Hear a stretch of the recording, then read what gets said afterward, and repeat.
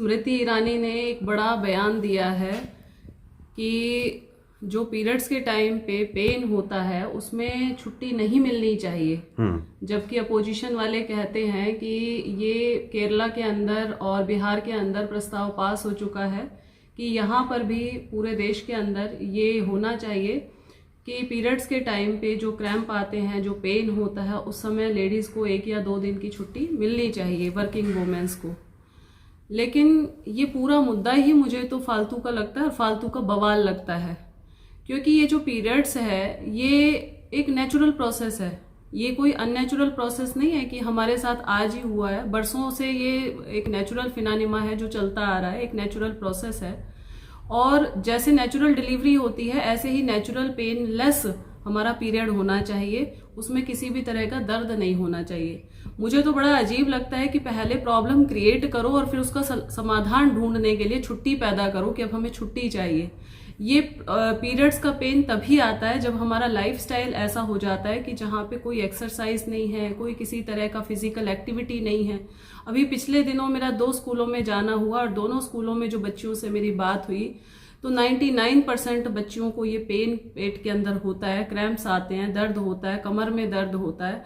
और जब पूछा गया तो उन बच्चियों की लाइफ में जिसे कहते हैं फिजिकल एक्टिविटी नाम की चीज़ नहीं थी, किसी तरह का कोई उछलना, कूदना, दौड़ना, भागना।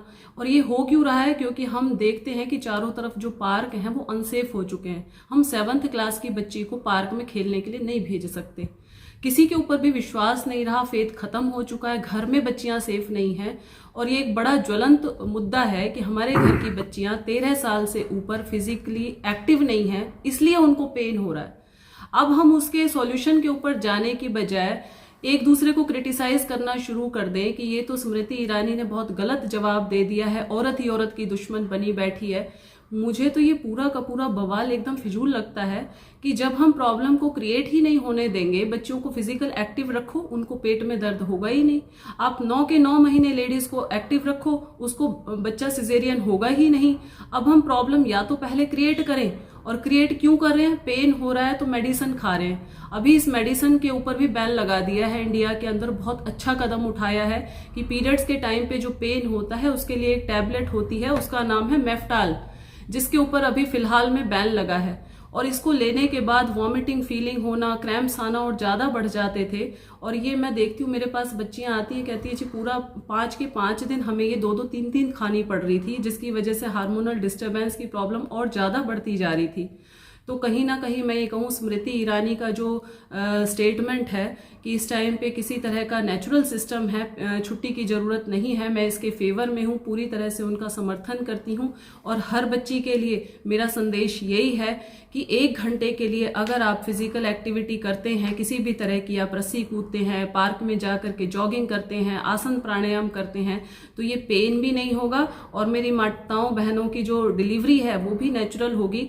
तो इसमें किसी तरह का हमें आपस में किसी भी तरह का हमें झगड़ा करने की तो ज़रूरत ही नहीं है कि इसमें छुट्टी मिलनी चाहिए या नहीं मिलनी चाहिए, क्योंकि सिक लीव इतनी सारी हैं तो अभी देश का आर्थिक रूप से पूरी तरह से पिछड़ेगा ही अगर हम इसमें छुट्टी का प्रावधान करेंगे। तो स्मृति ईरानी का ये जो बयान है कि इसमें छुट्टी होनी चाहिए, पूरी तरह से मैं इसके फेवर में हूँ। देखती हूँ लड़कियाँ पूरी तरह से पढ़ाई के ऊपर फोकस रखती हैं।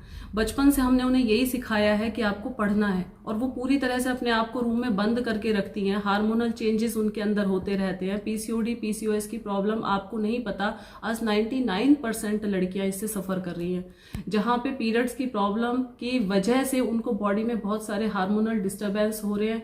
दाढ़ी मूछ लड़कियों को आ रही है, ब्रेस्ट हैवी हो रही हैं, या कहते हैं ना बहुत सारी प्रॉब्लम, थायराइड से लेकर के, पेट से लेकर के, स्किन इश्यूज तक, हेयर फॉल से लेकर के, आई साइड की प्रॉब्लम तक, सारी ही प्रॉब्लम पीरियड से ही रिलेटेड है। और इसके पीछे मेन कारण यही है कि हम लोग फिजिकली एक्टिव नहीं हैं। अब आप मुझे बताइए, जो स्पोर्ट्स पर्सन है, मैं खुद एक स्पोर्ट्स पर्सन हूँ, खिलाड़ी हूँ नेशनल इंटरनेशनल लेवल की, मेरे पीरियड्स होते हैं, उस टाइम पे भी मैं योगासन का कंपटीशन लड़ती हूँ।